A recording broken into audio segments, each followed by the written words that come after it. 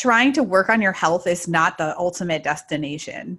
But I feel like for a lot of health seekers, they get stuck in like healthing is like what they do. And I really want people to think about better health and feeling good in your body as a means to some other end. It's a means to go live your life. It's a means to be able to do the things that you value more often with the people who you care about. It's a means to make a difference in the world with your gifts and the things that you're really good at.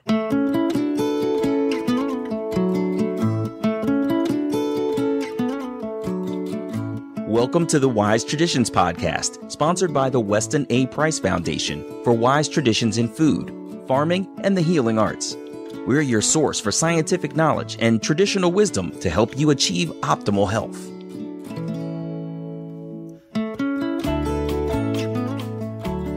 Hey everybody, I'm Hilda Labrada Gore, and this is episode 167.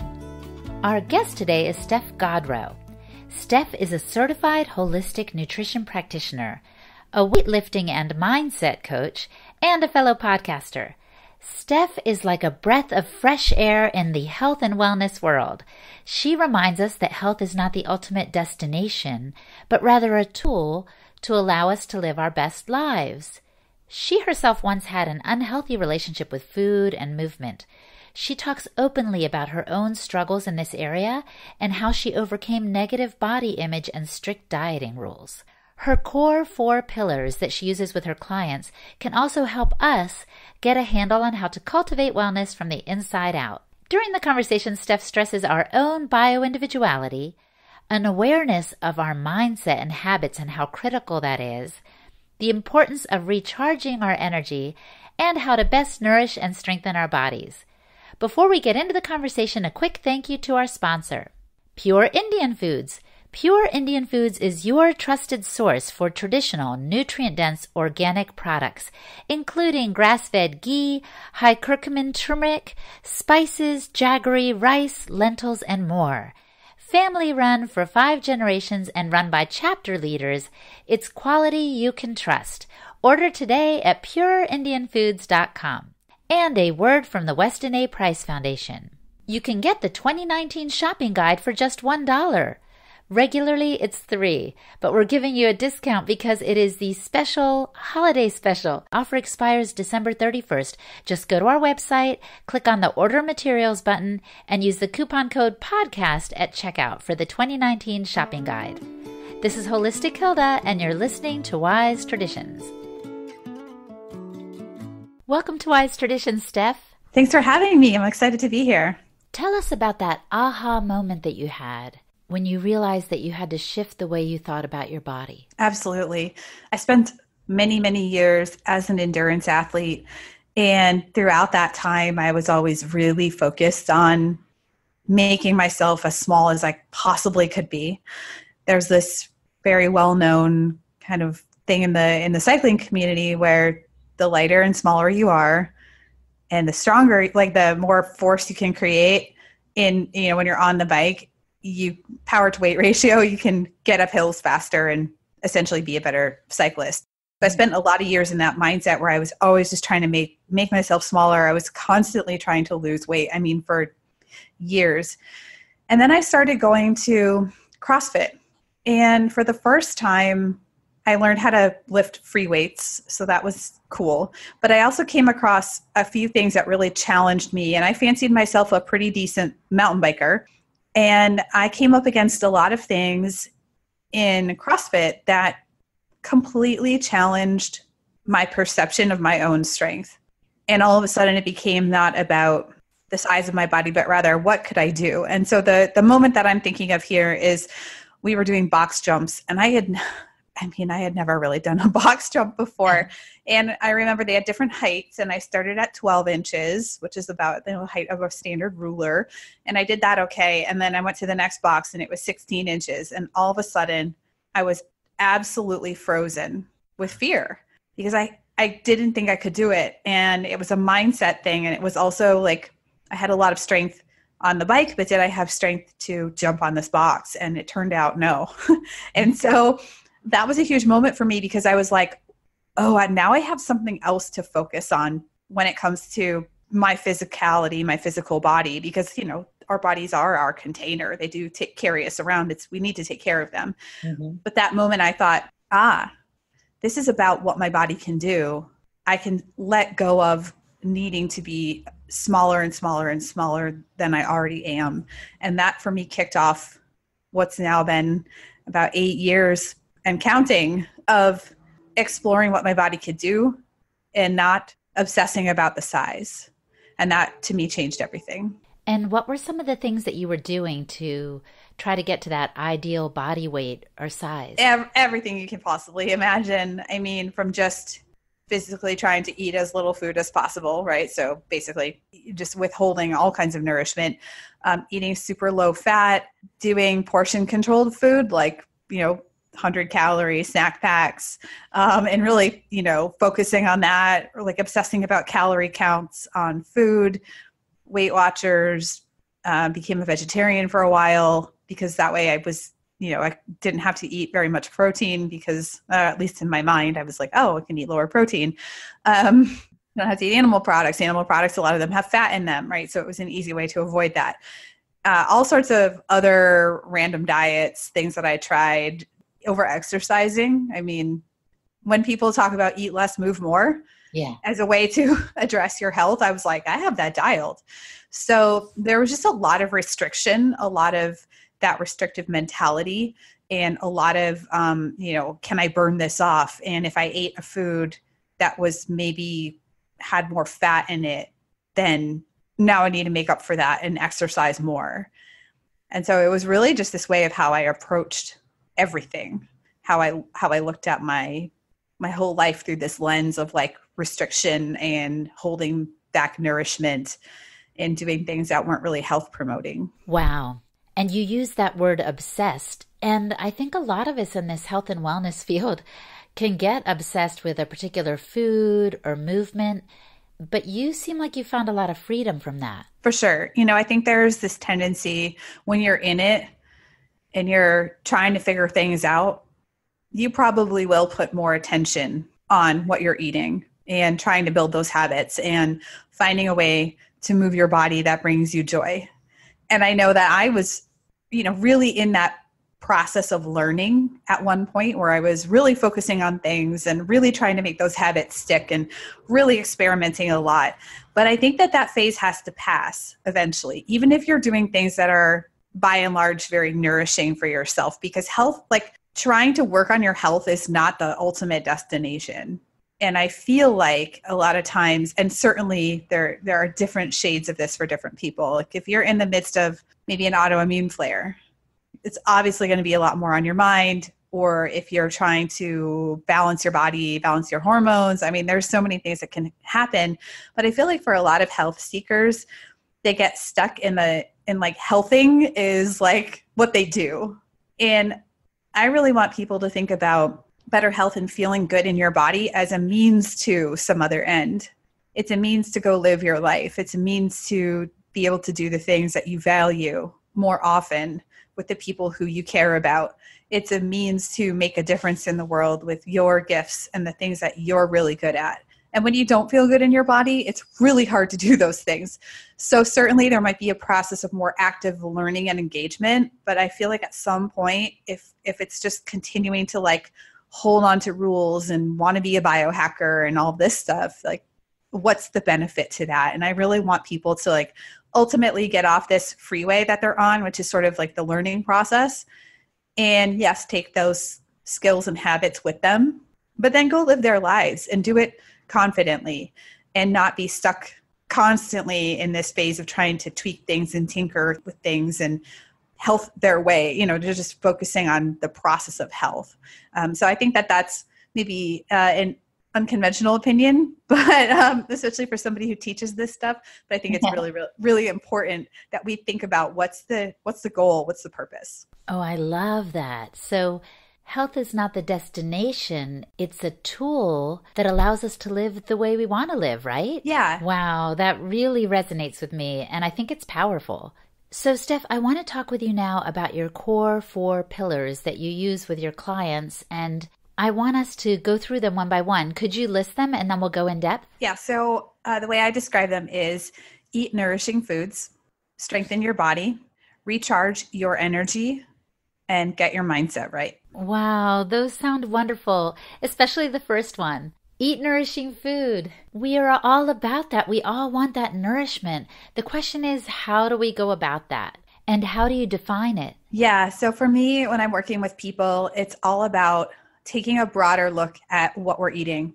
And certainly eating real, whole, nutrient-dense, properly prepared foods, which your listeners will be really familiar with, is important, but also honoring our own bio-individuality in that as well. And I think too many times, and me coming from having been running a paleo website for 7 years and recently transitioning all of that, I think it's surprising because people might think, oh, I thought this was going to be all about the paleo diet. And recognizing that that might be one way that you start dabbling with real, whole, nutrient-dense foods, but it's not the only way. And it's, again, like eating a yes and no list of foods forever is probably not going to afford you a lot of freedom. It can help at the beginning, but it's ultimately going to be restrictive. Like another straitjacket almost. You're just changing your jacket from one to another. Absolutely. And so I think, and then it's also important to pay attention to how you feel, because there are certain people that eat certain real, whole, nutrient-dense foods and they don't make them feel very good. So there's a lot of individuality there, but it's not just what we eat.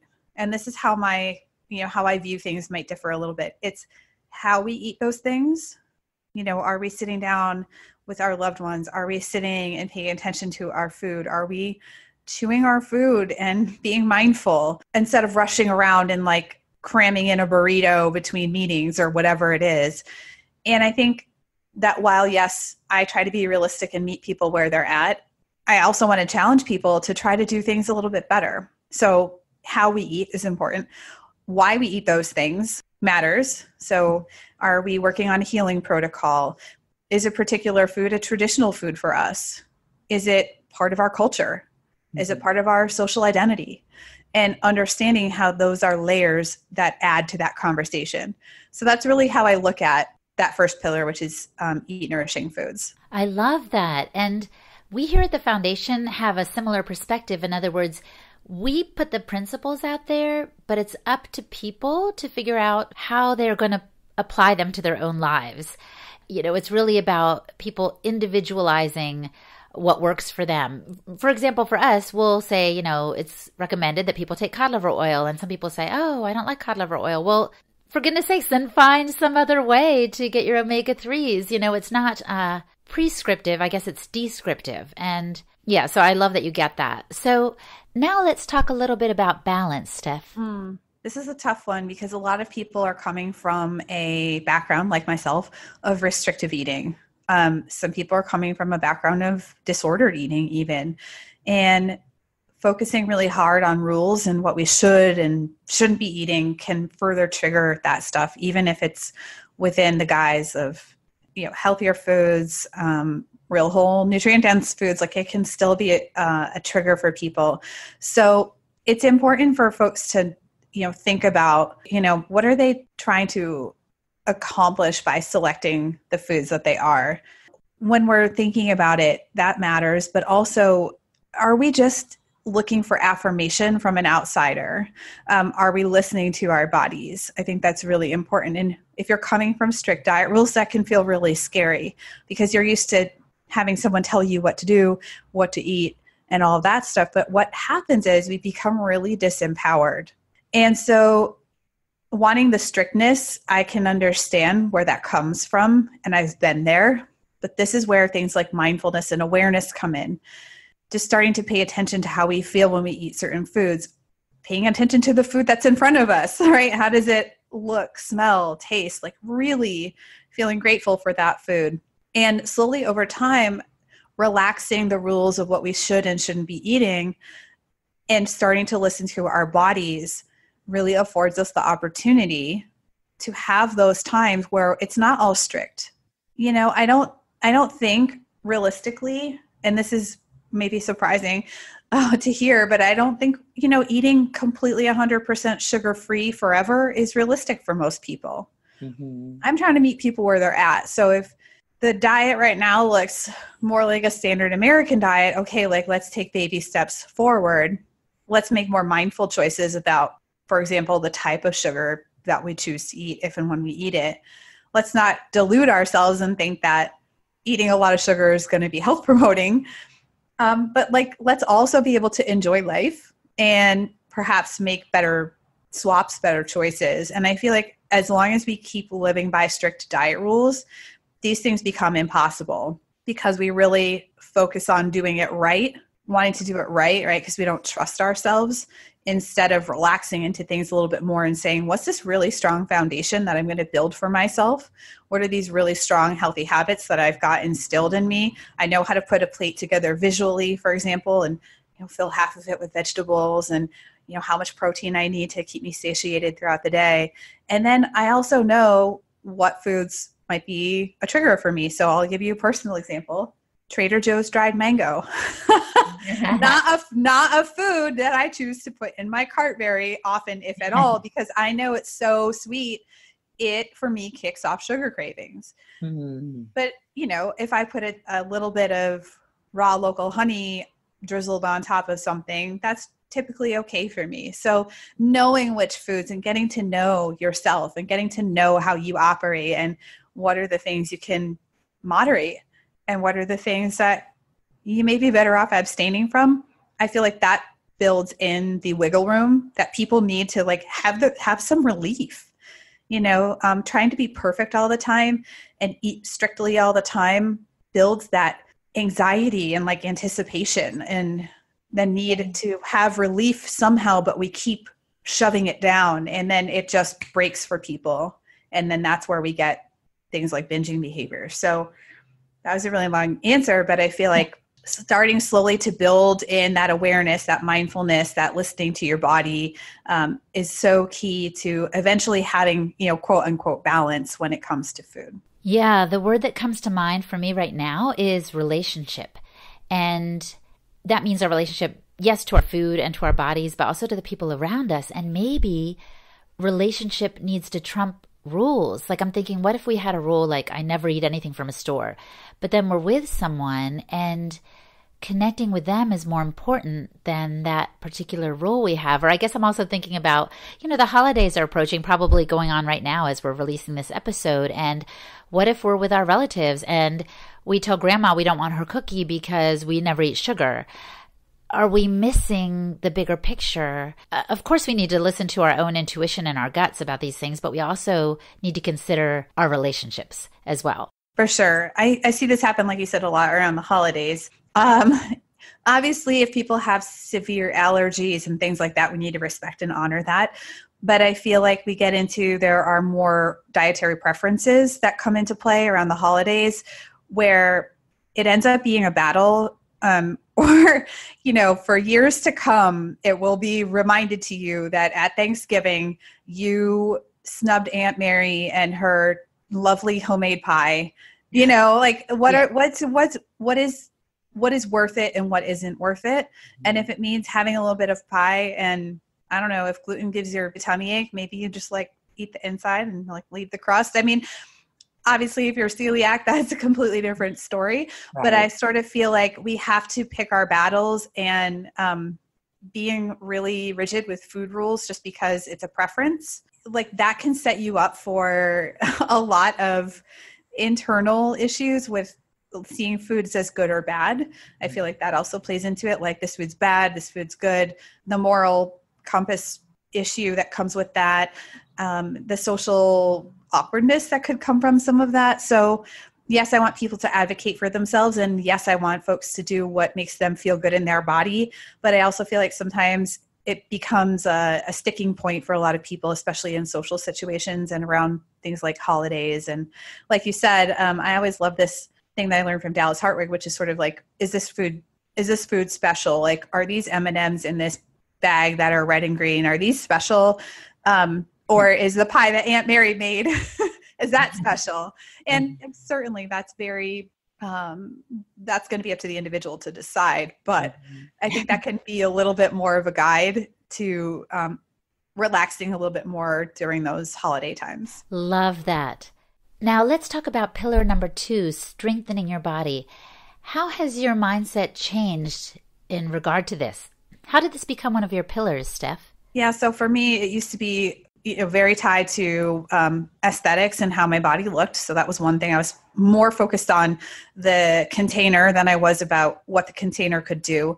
And certainly, yes, for certain people, coming to a body weight that's healthy for them matters a lot. But with all that being said, I want people to be able to use their body and do things with their body and feel confident doing things with their body. And especially as we're getting older, to protect against things like bone loss and muscle loss and things that can severely affect our quality of life later on, our independence, and, balance, coordination, stability.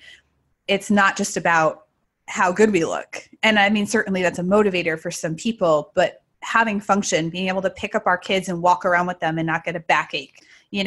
I always use this analogy is like picking up your carry-on bag and putting it in the overhead bin on the airplane without needing anybody to help you. I think all of these things are really important. And so it's a shifting of the lens of how we look at strength. It's also how we take care of our tissues. Are we maintaining our body? That's really important as we get older, especially. Are we paying attention to things like our posture and how we breathe? Because a lot of people end up being scared of going to the gym or lifting weights. They're like, I'm going to get hurt. But if our bodies in our everyday life, we're putting them in compromised positions, we're slouching and not taking care of ourselves and doing all these things that make us feel kind of junky.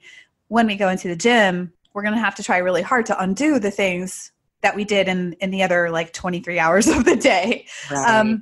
So I think for women, especially, some kind of strength training is going to help with those issues of bone density loss and muscle loss and things of that nature.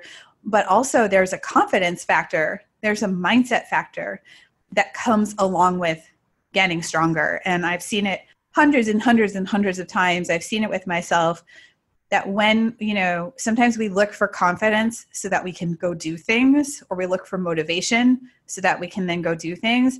And very oftentimes it's the opposite. It's like we get stronger, we go to the gym, or we, do some strength training, or we build our strength somehow in the way that makes sense for us. And then we end up feeling more confident. We end up feeling more motivated. And so mindset is a huge connection to this. And I think a lot of people don't often think about that, but it's really about you feeling like you have agency over your physical body. Right. I love it. I love it. And what's that picture of you that I've seen on Instagram with that t-shirt that says something about your thighs? Team thick thighs, yeah. Team thick thighs. I love it because you are embracing the strength of your body as opposed to feeling shame because of some imposed body image from the culture or even from yourself. For sure. It's about the celebration of taking up space, really. And the fact that, yes, we are all very different. We all have different body types and stuff. But for a lot of women, we've been told for so many years that there is one right way to look. We all better get on track with that, or we're failing in some way. And it's more about embracing who you are and finding your own best piece in your body. And I think that's really, really important. Coming up, Steph talks about how we can recharge our energy during the day, which will help us sleep better, and how to get our mindset right. Honestly, it's all about awareness. You're listening to the Wise Traditions Podcast, sponsored by the Weston A. Price Foundation. We pause now to recognize our sponsors. Listeners like you, yes, you support the show more than you realize. Every time you share an episode, every time you tweet about us, every time you offer a word of encouragement or rate and review us on iTunes, you are giving us the fuel that we need to keep going. And if you'd like, we would appreciate as well your financial support. Simply go to the westonaprice.org website, click on the donate button, and give a gift of any size to keep this show going strong. Thank you so much in advance. Also, the Weston A. Price Foundation is running a holiday special. You can get the 2019 shopping guide for just $1. This is an extensive list of real foods that you can find all across the nation. From pastured meats to sprouted flowers, they're in there. The point is, we don't want to make you have to work so hard to find the foods, so you can actually spend more time cooking and enjoying them with your families. So go to our homepage, westonaprice.org, click on the Order Materials button, and get the shopping guide. Simply use the word podcast to make sure you get the discounted price of $1. Take advantage of this offer that is good through December 31st. This is Holistic Hilda, and you're listening to Wise Traditions. Okay, Steph, let's talk about pillar number 3, recharging your energy. What does that look like for people? I think the obvious component to this is sleep. And there are a lot of other folks who have their own versions of their own pillars, and sleep is a pillar. And that is certainly part of it. But sleep is about, ideally, 1/3 of our day. So what are we doing in the other 2/3 of our day? And I hear a lot from people who are like, Steph, I do good, good, quote unquote, I do good in the morning and I do good at lunchtime. And then I get home and it's like the gloves come off and all the good intentions that I had went out the window, and I ended up, eating cookies and ice cream for dinner, and a bottle of wine, and I can't figure out what's going on. What's wrong with me? And so we have to think about our energy all throughout the day. And again, the goal isn't to micromanage and to stress about this, but to think about what are the opportunities that I have to really recharge myself throughout my day, no matter what my day looks like. I don't care if you only get a 15-minute break in your day. I don't care if you can take an hour lunch in your day, whatever it is, whatever break time you do have, which is mandated by law. So your employer should be giving you a break. Or if you are self-employed like myself, giving yourself a renewing break is really important. So no matter what break you get, how are you using that time? And for a lot of us that have mentally demanding jobs, sitting at computers, typing on a keyboard, clicking a mouse, we're using our brains mostly to do what we do. Are we taking a break to let our brain rest? And for a lot of people, the simplest thing to do is on their break time to not use their brain a whole lot. I know this sounds really obvious, but it's huge. So are we doing something that maybe is like a walk? Are we going outside to try to get some sunlight? Are we, sitting quietly?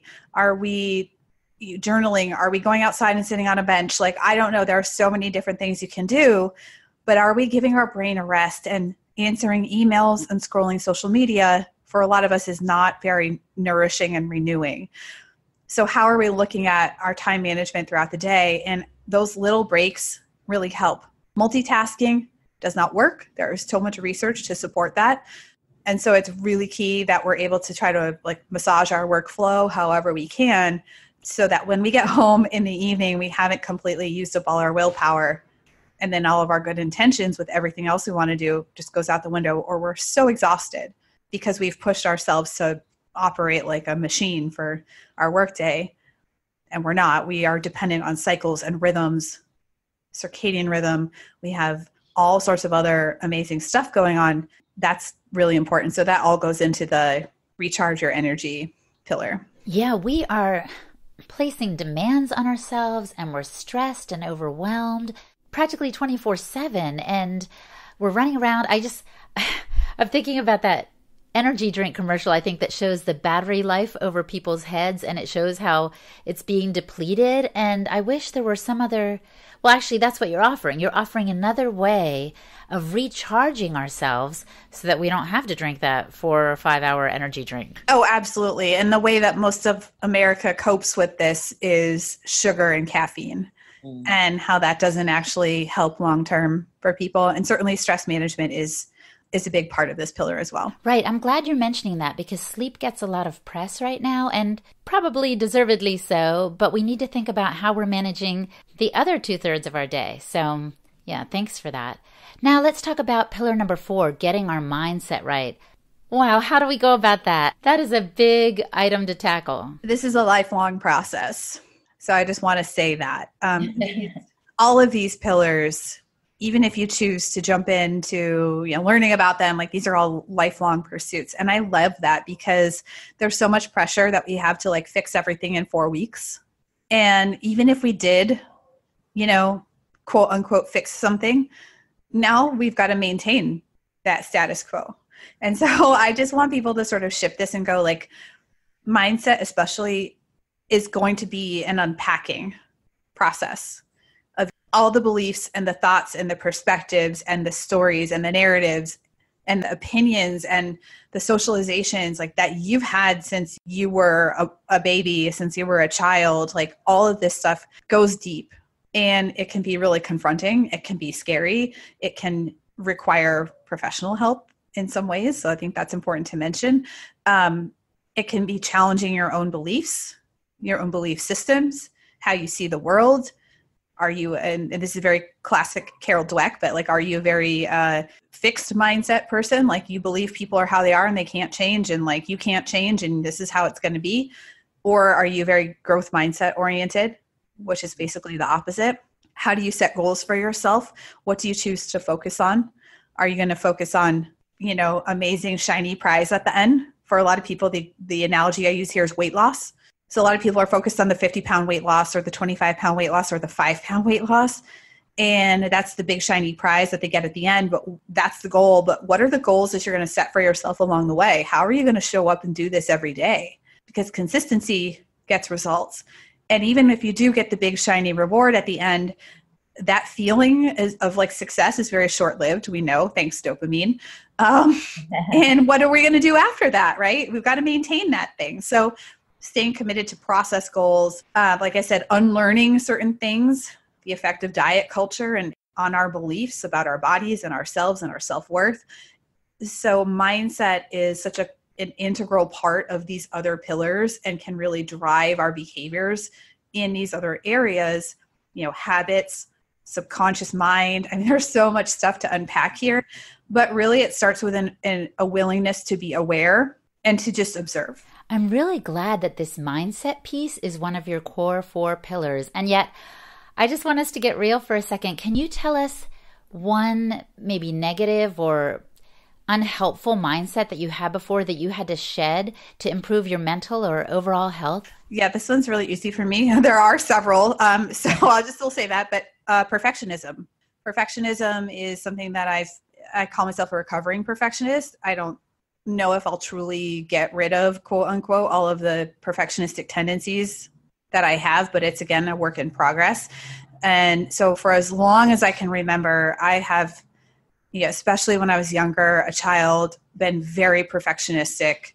I mean, I'm talking about, I used to draw and I would draw the same line dozens and dozens and dozens of times. Never, coloring in a coloring book had to be perfect. I mean, you name it. My grades, very focused on achievement. And when I really learned that my perfectionism, especially my early perfectionism and the ways it has manifested as an adult, is really not because the pursuit of perfection brings me joy, but it's a protection mechanism. And if people want to learn more, Brene Brown's a really great place to start. Byron Katie is another good place to start. But I really started to look at my own perfectionism as a protection mechanism. It's like armor to protect myself against things like criticism, against feeling shame, against feeling failure. And so allowing myself to feel those things more often and try to stay open to feedback, to put things out into the world that are good and done, but not perfect, in my opinion, because they'll never get done. That's been a huge one for me. And it's one that I continue to work on and learn new things about all the time. But that's been a revelation. And that, for me, is directly related to mindset. And I bet that helps you relate better to other people because you are more willing to accept other people's flaws because you're aware of your own. Absolutely. Yes. Perfectionism for me has not been a great thing when it comes to seeing the humanity in other people. And so that's been, recognize and having deep compassion for them. The more I allow myself to not be perfect, the more I have compassion for other people who are in the same journey. They're learning, they're hurting, they're trying to do better. And that's really, really changed my own practice as a coach, as a practitioner. That has been invaluable. It's like, I'm more accepting of myself, and then therefore I can see and have compassion for other people because we're all suffering from the same things. Absolutely. Well, I'm so glad you brought your 4 pillars today, and we will definitely put a link in the show notes so people can discover your other resources that you offer. And I want to wrap up by asking you, if the listener could do one thing to improve their health, Steph, what would you recommend that they do? Oh, wow. So many things. I'm going to say something that's probably a bit surprising. I would say I would encourage people to get outside in the morning hours for 10 to 15 minutes, no matter where they're at, even if the sun's not shining, and just get outside. So important to get appropriate light signals into your eyes in the early part of the day. And I feel like this just helps people feel so much better, helps them sleep better. A lot of us live so much indoors. And so go outside and get some fresh air, get some light, and see what happens. Thank you so much, Steph. This has been a wonderful conversation. We look forward to talking to you sometime soon. Thank you so much for having me. I appreciate it.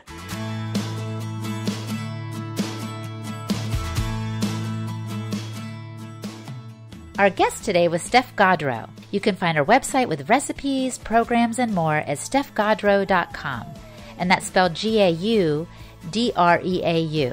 And I'm Holistic Hilda, the host and producer of the show. You can find me at holistichilda.com.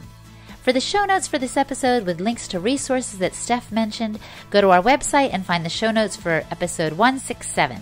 Also, don't forget to subscribe to this show on Apple Podcasts so you don't miss a thing. Next week is our annual Best Of episode.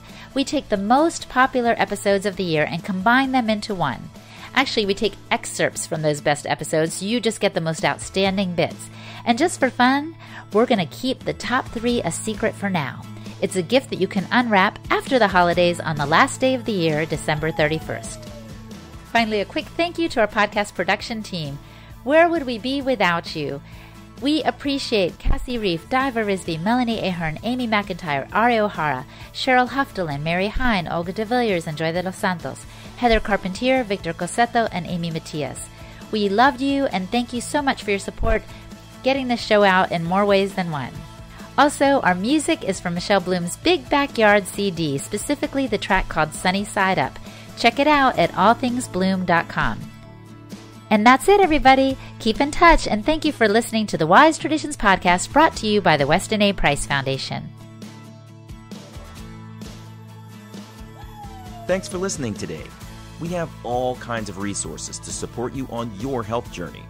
On the Weston A. Price Foundation website, you'll find podcasts, blogs, articles, and brochures related to just about any health topic you can imagine. You can also find a local chapter to help you discover sources of real, organic food in your area. And you can become a member to support the Foundation's mission of education, research, and activism. Visit westonaprice.org for all this and more.